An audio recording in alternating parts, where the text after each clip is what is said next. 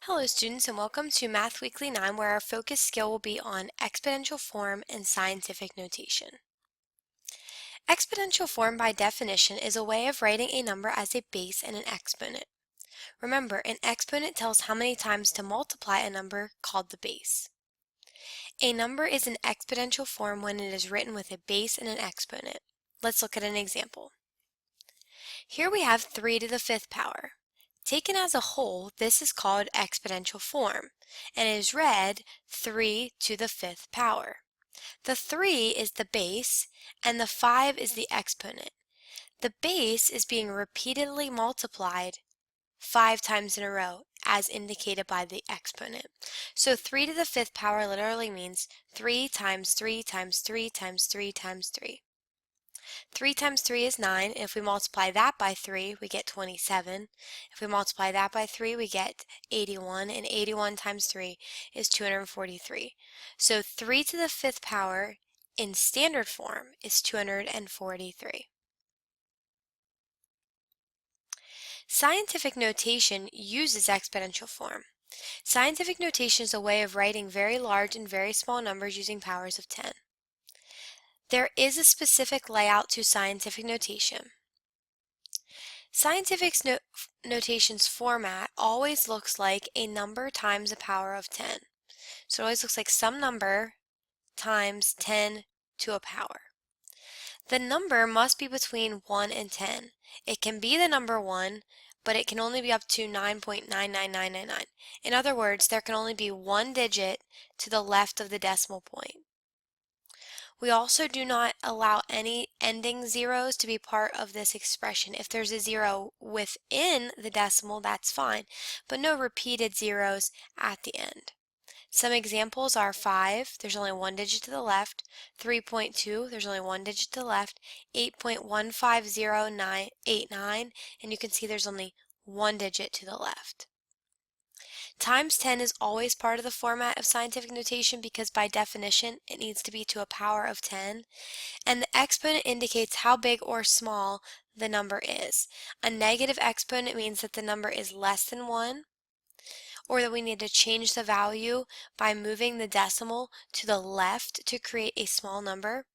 A positive exponent means it's a large number, which is more than 1, which means we need to move the decimal to the right to create a large number.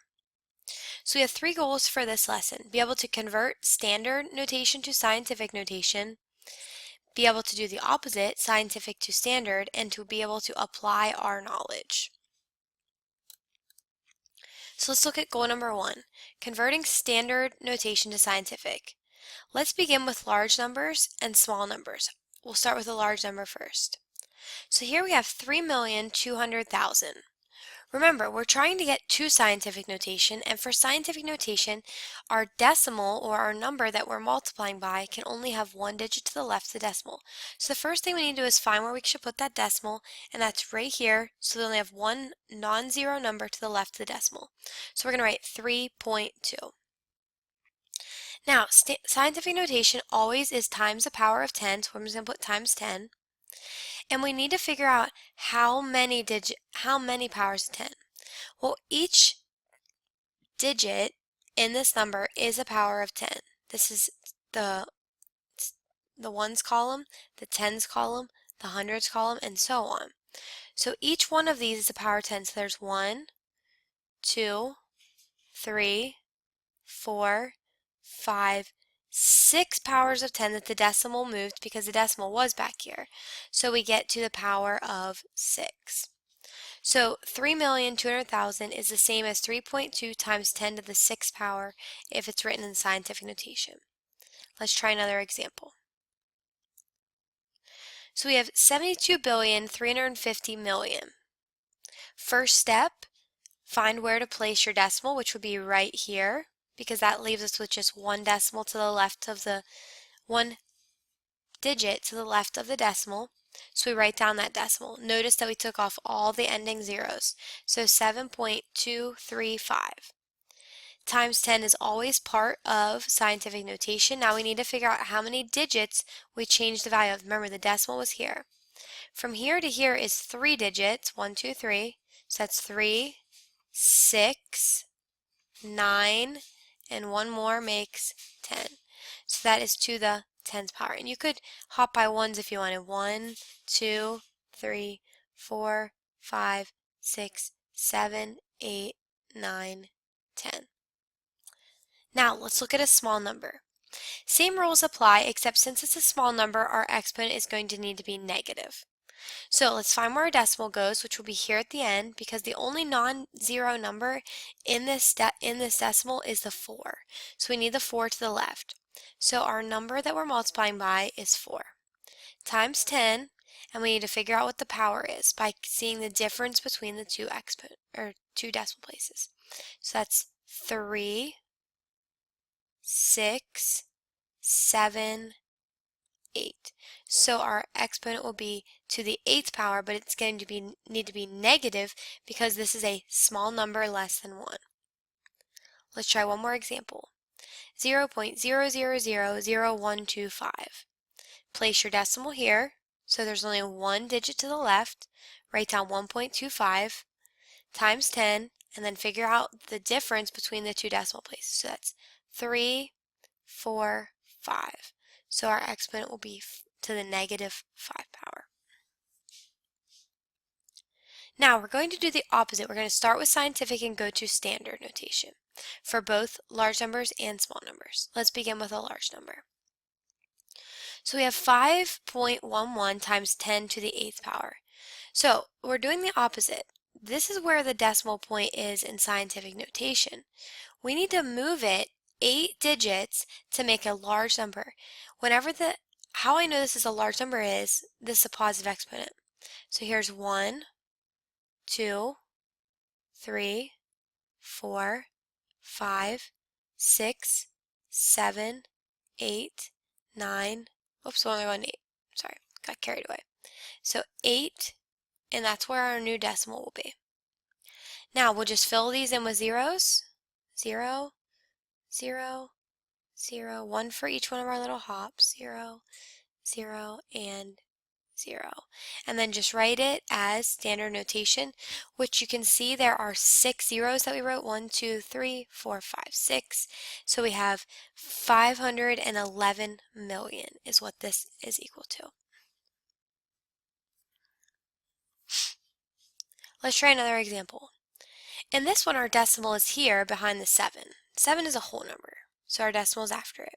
And we need to make it 4 place values larger, so we need to move to the right 4 places. 1, 2, 3, 4, and fill them with zeros. So that's 1, 2, 3, and 4.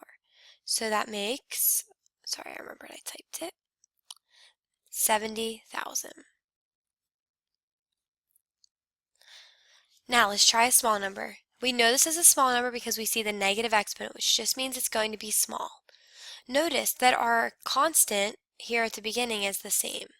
But this time I'm going to write 5.11 over here because I'm going to be moving the decimal to the left to create a small number since it has a negative exponent. So I have 1, 2, 3, 4, 5, 6, 7, 8, and that's where my new decimal is going to go. Just fill in with zeros. 1, 2, 3, 4, 5, 6, 7, which makes sense because one more with the 5 makes 8. So our decimal is this. Very small amount. Try one more example. We'll start with 7, and we need to move the decimal 4 places smaller. So we need to move our decimal, which is here behind the 7, to the left 4 places. So that's 1, 2, 3, 4. So we have 0.0007 as our decimal. Okay, last skill, we want to be able to apply our knowledge. We're going to do 2 examples. So it says in June of 2001, the Intel Corporation announced that they could produce a silicon transistor that could switch on and off 1.5 billion times a second. Express the speed of the transistor in scientific notation. So here is how we write 1.5 billion in standard notation. Notice the 1 is in the billions, and the 5 means 500 million, which is half, or 0.5, of a billion. So here's where our decimal will go. We would write 1.5. We know that it will always say times 10, and we need to see what the decimals changed. So it was at the end, so there's 3, 6, 9. So our exponent will be to the 9th power. So 1.5 times 10 to the 9th is how we can write 1.5 billion in scientific notation. Let's look at one more example. NASA is planning a trip for a probe to land two locations before heading home. The probe will leave Earth and travel to the International Space Center, located approximately 8.2 times 10 to the 5th feet from Earth's surface. The probe will then travel to the Moon, which is 1.32 times 10 to the 9th feet from the International Space Center. When the probe lands on the Moon, how many feet will it have traveled in all? Express the amount as scientific notation. So we have to start with our two distances and convert them to standard notation first. So this is equal to 8.2, and we need to make the decimal 5 times smaller, or 5 times bigger, so we need to move it to the right. So 1, 2, 3, 4, 5. Fill in with zeros. 1, 2, 3, 4. So this is equal to the number 820,000. We need to do the same for 1.32 to the power of 9. So we'll move 9 places bigger. So that's 1, 2. Now how many more hops will we need? 7 more. So 1, 2, 3, 4, 5, 6, 7. And when we fill in with zeros, it would make 1,320,000,000. Because it said in all, we know we need to add, and when we add them together, we get 1,320,820,000. Our question asks us to express it in scientific notation, so now we need to convert it back to scientific notation by putting our decimal point where there would be only one digit to the left, so that'd be 1.32082. We do need the 0 because it's in between other digits. We know times 10 is always a power, and then count 3, 6, 9 decimal places, so it's the power of 9. So that is our answer for the distance that the probe would need to travel in all to get to the Moon. So let's summarize what we've learned. Exponential form is when a number is written as a base and an exponent, for example, 10 to the 5th. And scientific notation uses exponential form and multiplication to write very large and very small numbers using powers of 10. And an example of that is 2.5 times 10 to the negative 3rd power.